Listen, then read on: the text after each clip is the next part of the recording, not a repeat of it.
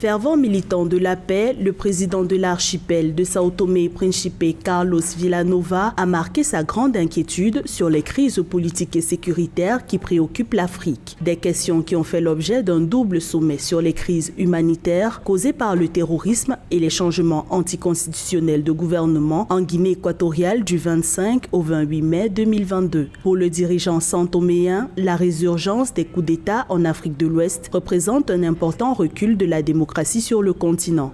Le changement constitutionnel de fonctionnement des pays, nous croyons que ça c'était déjà du passé, mais ça revient.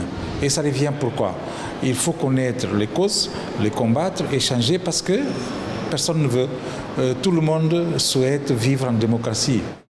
Pour le président Villanova, des solutions existent pour préserver la paix et la stabilité dans les pays africains. Selon lui, la plupart des 1,4 milliard de personnes qui peuplent le continent ont besoin d'une amélioration de leurs conditions de vie. Le président de la Commission de l'Union africaine, Moussa Faki Mahamat, a révélé qu'environ 113 millions de personnes ont besoin d'aide humanitaire et 282 millions sont sous-alimentés sur le continent.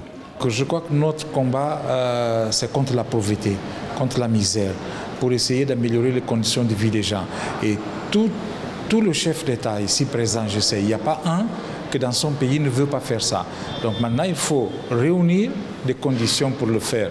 Sao Tomé et Principe, État insulaire de l'Afrique centrale, est considéré comme l'un des modèles de démocratie parlementaire en Afrique depuis plus de 30 ans. Son chef d'État Carlos Villanova a succédé au président défunt Evaristo Carvalho au terme du second tour de l'élection présidentielle de septembre 2021 avec 57,6% des voix.